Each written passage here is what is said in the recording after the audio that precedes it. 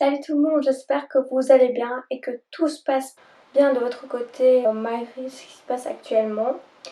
Donc aujourd'hui je reviens vers vous pour une vidéo assez spéciale qui sort vraiment de ce que je fais d'habitude mais qui fait ce que je suis aujourd'hui en fait tout simplement. Et j'ai vraiment hésité à faire cette vidéo mais je me suis dit pourquoi pas vous expliquer un peu ma santé. Pour ceux et celles qui ne me connaissent pas vraiment, en fait, je ne marche pas depuis naissance et donc du coup, je suis en chaise roulante. Tout cela est causé par un problème de santé qui s'appelle spina bifida. Sans trop vous bombarder des trucs scientifiques, c'est tout simplement une maladie qui est rare, qui touche la moelle épinière. Qui dit la moelle épinière dit aussi une malformation de la colonne vertébrale. Il faut vraiment se dire que je mène une vie totalement normale. J'ai pas de problème à ce niveau-là. En ce qui concerne mon école, enfin actuellement je suis à l'université, tout se passe bien, il y a un ascenseur. Mais quand je suis arrivée en Belgique la première fois, je vous avoue que j'ai vraiment du mal à trouver une école 100% adaptée.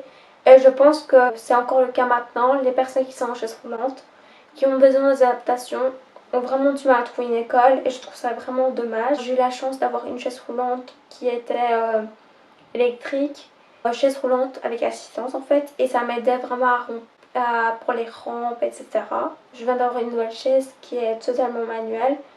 Qui dit chaise manuelle dit aussi des difficultés qu'on pourrait rencontrer dehors. C'est-à-dire que quand vous sortez en fait, enfin vous vous rendez peut-être pas compte, mais genre pour les personnes qui sont en chaise roulante, c'est vraiment difficile d'être indépendant et moi qui veux être totalement indépendante, c'est un peu compliqué parce que tout simplement les trottoirs ne sont absolument pas adaptés.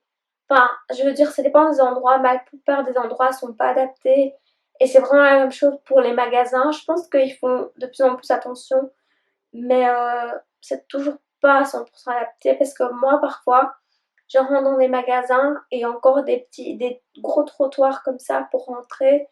Je pense que c'est vraiment pas facile et une petite rampe, je pense que ça ne ferait du mal à personne. Ensuite, j'essaie de prendre parfois le train. Le transport en commun ici, pour les personnes qui sont en chaise roulante, il faut faire une réservation, enfin en tout cas pour les trains.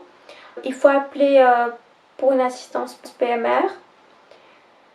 Et en fait, enfin, il faut faire ça vraiment à l'avance parce que pour l'adaptation, pour l'organisation, etc., je dois les appeler à l'avance pour dire que j'arrive à une certaine destination et que à une gare en fait et qu'il faut avoir une rampe. C'est vraiment, il y a de l'adaptation pour tout, pour les gens qui sont en chaise roulante, pour les personnes non voyantes, etc.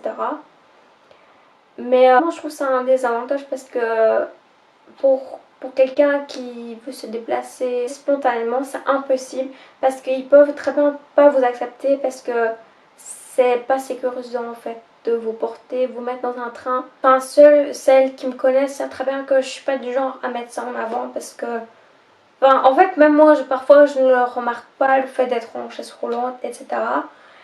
Mais dans mes prochaines vidéos, je pense que quand je vais partir quelque part, quand tout va se calmer avec le corona et tout, je pense que je vais plutôt mettre en avant pour les personnes qui ont besoin de savoir si un endroit est adapté. C'est quand même important de faire ça. Donc voilà, je vous dis à bientôt et prenez bien soin de vous.